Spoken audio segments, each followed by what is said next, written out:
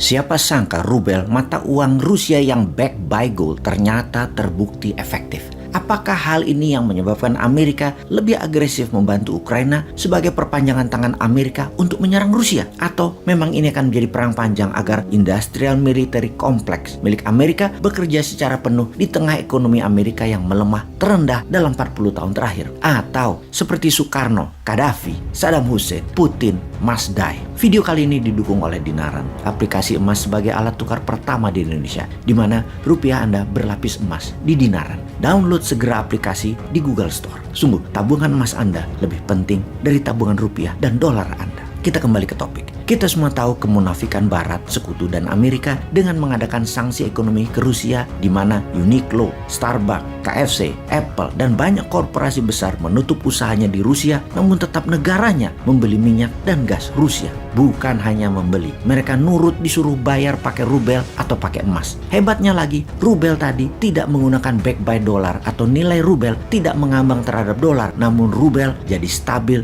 dipatok pakai harga emas. Inilah hal yang terbukti efektif yang dilakukan oleh Putin untuk melawan sanksi ekonomi dengan serangan balik. Dengan tetap membeli rubel dengan standar emas, maka sesungguhnya perang Ukraina akan panjang dan dalam jangka panjang Eropa akan bangkrut, begitu juga Amerika akan bangkrut. Rubel backed by gold dan transaksi emas membeli minyak dan gas ini akan menjadi topik pembicaraan kita kali ini. Karena banyak pengamat militer berkesimpulan, jangan-jangan tindakan sekutu yang didalangi oleh Amerika dan Inggris bukan atas nama kemanusiaan membela Ukraina itu, tetapi rubel backed by gold ini akan membahayakan US dollar dan pound sterling ke depannya. Inilah tindakan utama mereka sesungguhnya. US dollar yang menguasai 65% perdagangan dunia ditambah euro sekitar 22% adalah 87% mayoritas transaksi di dunia akan terancam dengan rubel dan emas sebagai alat bayar, sehingga Rusia harus diserang dan disudahi perannya. Kita kembali ke zaman Obama yang mengatakan people of Libya need to be protected, atau rakyat Libya harus dilindungi. Dilindungi dari siapa? Dari Muammar Gaddafi. Gaddafi yang membuat Libya menjadi negara terkaya di Afrika itu. Agak aneh propaganda Amerika dan sekutu sesungguhnya. Tapi ujung-ujungnya kita tahu ternyata Amerika mau minyaknya Libya dan mau emasnya Libya untuk melindungi dolar. Karena Gaddafi secara agresif mempromosikan emas sebagai alat bayar di Afrika, syarat membeli minyak Libya bagi negara Afrika. Gaddafi juga menyiapkan dinar emas sebagai mata uang tunggal Afrika. Kita semua tahu rencana seperti ini, rencana mau menyingkirkan dolar sebagai mata uang dunia, jangan pernah Anda lakukan karena Anda akan ditarget.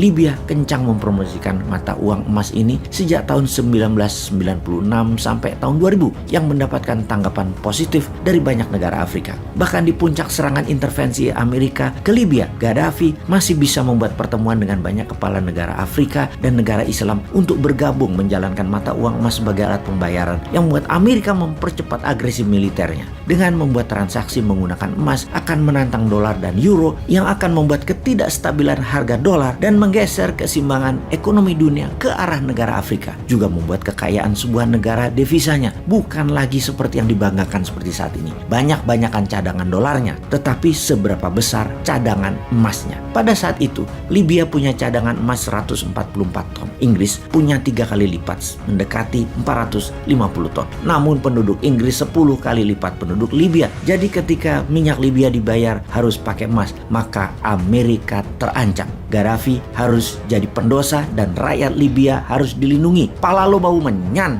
Geblek emang Amerika dan negara yang mendiamkan kezoliman Amerika itu. Kita ingatkan kembali sebelum Libya Gaddafi dieksekusi, maka Saddam Hussein juga dilibas karena mempromosikan hal yang sama. Transaksi minyak Irak hanya bisa menggunakan euro dan emas. Masih mending karena masih bisa terima euro. Namun terbanyak negara Afrika membeli minyak Irak pakai jaminan emas. Yang pasti Amerika melakukan embargo terhadap Irak, sanksi ekonomi dan invasi penggulingan pemerintahan Saddam. Pastinya menggunakan emas sebagai alat bayar akan membuat negara Timur Tengah dan negara Afrika menjadi negara yang berdaulat dan kuat. Dan bagi Amerika, hal itu harus dihindari dengan berapapun biayanya, harus tidak boleh terjadi, yaitu emas tidak boleh berkuasa. Menggunakan selain dolar adalah sebuah self-determination sesungguhnya, atau kedaulatan bernegara. PBB bahkan tidak mendukung negara untuk menjadi berdaulat. PBB yang di belakangnya Amerika dan Sekutu Barat tidak ingin negara-negara lain itu sejahtera dan berdaulat pakai sistem di luar sistem mereka, yaitu sistem dolar. Ketika OPEC dan negara penghasil minyak bumi kompak tidak menggunakan dolar sebagai alat bayar, ini akan membuat negara yang lapar minyak bumi, negara besar dunia, akan tidak bisa membeli minyak tersebut karena dengan mata uang dolar atau pound sterling mereka bisa mencetak uang itu sendiri dan membayar harga minyak bumi tadi. Tapi kalau pakai emas, keterbatasan jumlah emas yang mereka miliki akan membuat harga emas naik, harga minyak bumi dibayarkannya jadi makin mahal.